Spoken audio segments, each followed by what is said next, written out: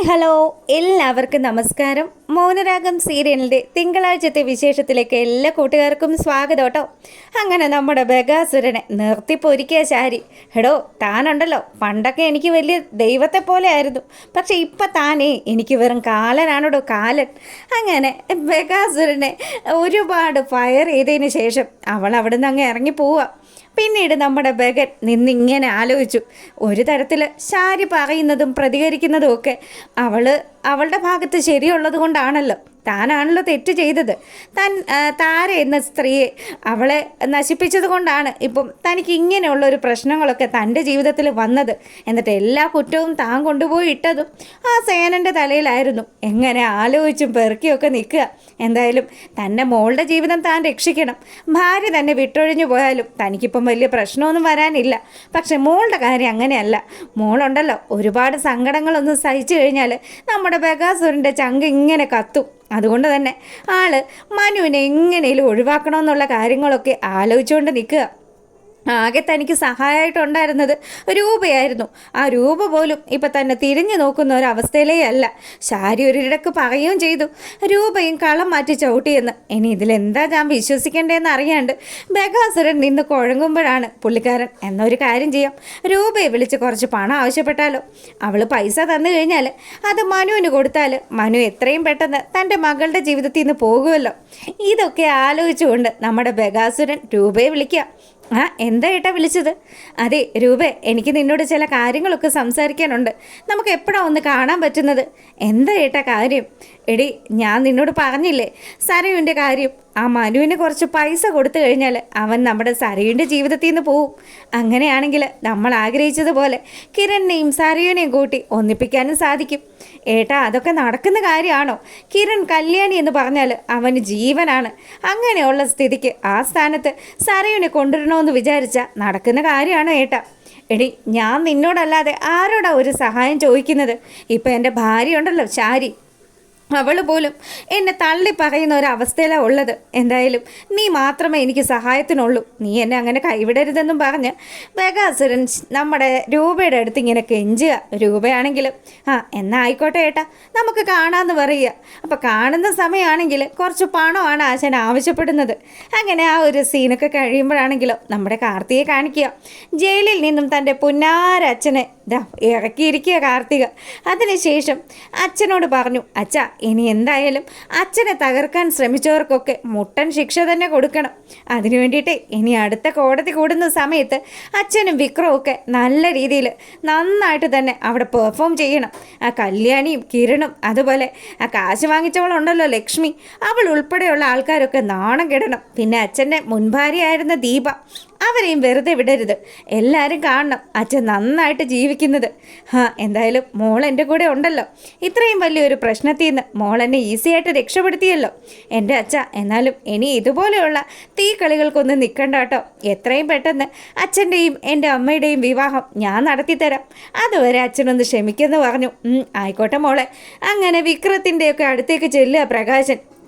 പിന്നീടാണെങ്കിൽ ഈ പരിക്കും കാര്യങ്ങളും ഒക്കെ ചോദിച്ച് വിക്രവും അതുപോലെ മൂങ്ങാമുത്തശ്ശിയും ഒക്കെ പ്രകാശനോട് അന്വേഷിക്കുമ്പം നടന്ന സംഭവങ്ങൾ മുഴുവനും പറഞ്ഞു കൊടുത്തു. അതിനുശേഷം ഇനി നാളെ കോടതി കൂടുക. ആ സമയത്ത് അച്ഛൻ്റെ ഈ പരിക്കുകളൊക്കെ കാണുമ്പം എല്ലാവർക്കും എന്തെങ്കിലും സംശയമൊക്കെ തോന്നുമല്ലോ. അതൊന്നും കുഴപ്പമില്ല, ഞാനതൊക്കെ അഡ്ജസ്റ്റ് ചെയ്തോളാമെന്നും പറഞ്ഞ് വെളുപ്പാങ്കാലത്തെ തന്നെ അപ്പനും മോനും ഒക്കെ റെഡിയായി കോടതിയിലേക്ക് എത്തുകയാണ്.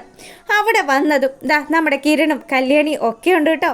അപ്പോൾ ഇവരെ കാണുന്ന സമയമാണെങ്കിൽ പ്രകാശം പറഞ്ഞു, വന്നിട്ടുണ്ട്. എന്തൊക്കെ പുകിലായിരുന്നു. അതെ, ഇന്നിവിടെ ഒരു ചുക്കും സംഭവിക്കാൻ പോകുന്നില്ല. നിങ്ങൾ ചെന്നൈയിൽ നിന്നൊരുത്തി ഇങ്ങോട്ട് ഇറക്കിയല്ലോ, അവളുണ്ടല്ലോ, അവൾ കണ്ടം വഴി ഓടി. അവൾ ഇനി ഈ കേസിൽ ഒരു മൊഴി നൽകാനായിട്ട് ഇവിടെ വരില്ല. അതുകൊണ്ട് നിങ്ങൾ ഇവിടുന്ന് പോയിക്കോളാൻ പറയുക. അത് അങ്ങനെ അങ്ങ് തീരുമാനിച്ച എങ്ങനെയാണ് പ്രകാശ ശരിയാകുന്നതെന്ന് കിരൺ തിരിച്ചു ചോദിച്ചു. കേസ് അതിൻ്റെ രീതിക്ക് തന്നെ പോട്ടെ. എടോ, താൻ എന്തറിഞ്ഞിട്ടാ? എൻ്റെ അച്ഛനുണ്ടല്ലോ 8 കോടി രൂപയാണ് ആ പെണ്ണിന് നൽകിയത്. എനിക്കിന്ന് അത്രയും പൈസയൊക്കെ ചിലവാക്കാൻ അങ്ങനെയുള്ള ആൾക്കാർ ഞങ്ങളുടെ പക്ഷത്തുണ്ട്. അതൊക്കെ താനൊന്ന് മനസ്സിലാക്കി വേണം കളിക്കാനായിട്ട്. പിന്നെ താൻ ആ ഒരു ചീള് കമ്പനിയുടെ MD ആണെന്നും പറഞ്ഞ് അവിടെ ഞെളിഞ്ഞിരിക്കുകയല്ലേ? അതിനും വലിയ താമസമൊന്നും ഇല്ല. എൻ്റെ മോൻ്റെ കമ്പനി ഉണ്ടല്ലോ, ആ കമ്പനി അങ്ങ് വളർന്ന് പന്തലിക്കും. എൻ്റെ കാർത്തിക മോള അതിൻ്റെ ആള്, എൻ്റെ വിക്രം അതിൻ്റെ MD എന്നൊക്കെ പറഞ്ഞ് പ്രകാശം വലിയ വീമ്പിളക്കുക. ഈ സമയമാണെങ്കിൽ നമ്മുടെ രൂപയുടെ അടുത്ത് വന്ന് പണമൊക്കെ വാങ്ങിക്കുക ബഗാസുരൻ. അപ്പം ബഗാസുരൻ്റെ ഈ പ്ലാനും പദ്ധതികളും ഒക്കെ മനസ്സിലാക്കി ഒരു സൂക്കേഴ്സ് നിറയെ കുറച്ചധികം പണം നൽകിയിട്ട്, ഏട്ടാ എല്ലാം നമ്മൾ പറയുന്ന പോലെ തന്നെ സേഫായിട്ട് ഹാൻഡിൽ ചെയ്യണം. ഇനി ഇതിൻ്റെ പേരിൽ അറിയാലോ, ഒന്നാമത് ആ വൃത്തികെട്ടവൻ സേനൻ എൻ്റെ കൂടെ താമസിക്കുന്നുണ്ട്. അവൻ എന്തെങ്കിലുമൊക്കെ കണ്ടെത്തി കഴിഞ്ഞാൽ അത് വലിയ പ്രശ്നമാവും. പിന്നെ ഇതൊരു നല്ല കാര്യത്തിനാണെന്ന് വിചാരിച്ചിട്ടാണ് ഞാൻ ഈ പണം ഏട്ടനെ ഏൽപ്പിക്കുന്നതെന്ന് പറഞ്ഞ് അവൾ വലിയ ആ സൂക്കേഴ്സ് നൽകി. അതിനുശേഷമാണ് നമ്മുടെ രൂപയുടെ മാസ്റ്റർ പ്ലാൻ. അതെന്താണെന്ന് വെച്ചാൽ, ബഗാസുരൻ ഈ പണവും വാങ്ങി കാറിൽ പോകുന്ന വഴിക്ക് രൂപ സെറ്റ് ചെയ്ത് വെച്ചിരിക്കുന്ന ചില ഗുണ്ടകൾ വന്ന് കാറ് തടയുകയും അതിനകത്ത് നിന്ന് ഈ പണം കൈക്കലാക്കുകയൊക്കെ ചെയ്യുക. എല്ലാം നമ്മുടെ രൂപയുടെ വ്യക്തമായ പ്ലാനുകൾ. എന്തായാലും ഏട്ടൻ ചോദിച്ച പണം രൂപ കൊടുത്തല്ലോ, പക്ഷേ ഏട്ടനത് സൂക്ഷിക്കാൻ കഴിയാത്തത് രൂപയുടെ തെറ്റല്ല. അങ്ങനെ അവൾ അങ്ങനെ ഒരു കളി കളിക്കുക. എന്തായാലും നമ്മുടെ ബഗാസുരന് 8ൻ്റെ അല്ല 16ൻ്റെ പണി തന്നെയാണ് രൂപ കൊടുത്തിരിക്കുന്നത്. അങ്ങനെ ഇവിടെ കാര്യങ്ങളൊക്കെ നടക്കുമ്പോൾ പണവും നഷ്ടപ്പെട്ടു. ആ ഗുണ്ടകളുടെ ഇടിയും കൊണ്ട് വഴി നടുറോട്ടിൽ ഇങ്ങനെ നിൽക്കുക നമ്മുടെ ബഗാസുരൻ. അങ്ങനെ തളർന്ന് അവശനായി നിൽക്കുന്ന ബഗാസുരൻ ഒന്ന് ആലോചിച്ചു, താൻ ചെയ്തു കൂട്ടിയ തെറ്റുകൾക്കൊക്കെയുള്ള ശിക്ഷയാണോ ഇതിന് പിന്നിൽ? ഇനി ആരായിരിക്കും കളിച്ചിരിക്കുന്നത്? ഇനി ആ സേനനെങ്ങാനും വിവരങ്ങൾ അറിഞ്ഞിട്ട് അവനെങ്ങാനും ആളെ വിട്ടതായിരിക്കുമെന്നൊക്കെ ആലോചിച്ചുകൊണ്ട് നിൽക്കുക. ഈ സമയവും നമ്മുടെ സരയു ആ സത്യങ്ങളൊക്കെ അറിഞ്ഞ് ആ സത്യങ്ങളൊന്നും താങ്ങാൻ കഴിയാത്ത അവസ്ഥയിൽ വീട്ടിൽ വന്നു കയറുക. മനുവിൻ്റെ അടുത്ത് വന്നപ്പോൾ മനു ചോദിച്ചു, എന്ത് പറ്റി മോളു? എന്താ മോൾക്കൊരു ടെൻഷൻ പോലെ? ഒന്നുമില്ല മനുവേട്ടാന്ന് പറഞ്ഞ് മനുവിൻ്റെ ദേഹത്തേക്ക് ചാഞ്ഞ് വീണ് നമ്മുടെ സരയു പൊട്ടിക്കരയുക. അപ്പം കുഞ്ഞ് കരയുന്ന ഒച്ച കേൾക്കുമ്പോൾ കുഞ്ഞിനെ മനു എടുത്തുകൊണ്ട് വന്ന് കൊടുത്തു.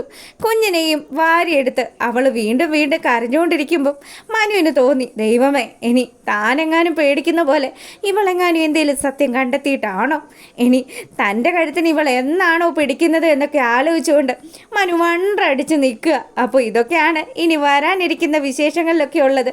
എന്തായാലും ഈ ഒരു എപ്പിസോഡ് തിങ്കളാഴ്ചയായിരിക്കും. നമ്മുടെ കിരണും കല്യാണിയും ഒക്കെ കൂടി ചേർന്ന് നമ്മുടെ സരയുവിനെ കാര്യങ്ങളൊക്കെ പറഞ്ഞ് ബോധ്യപ്പെടുത്താനും താരയും സരയും തമ്മിൽ ഒന്നിക്കാനുള്ള ചില കാര്യങ്ങളൊക്കെ ചെയ്യാനുള്ള നീക്കങ്ങളും ഒക്കെ ഈ വരുന്ന ആഴ്ചയിൽ ഉണ്ടാവും.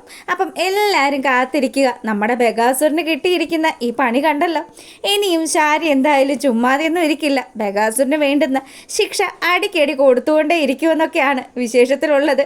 അപ്പം നിങ്ങൾക്ക് ഇഷ്ടമായിട്ടുണ്ടെങ്കിൽ ലൈക്ക് ചെയ്യാൻ മറക്കരുത്. എല്ലാവർക്കും നല്ലൊരു രാത്രി ആശംസിക്കുകയാണ്.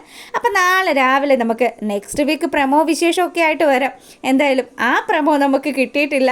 കിട്ടുന്ന മോറെ ഉടനെ തന്നെ ഇടുന്നതായിരിക്കും. അപ്പോൾ ഓക്കെ, ഗുഡ് നൈറ്റ്.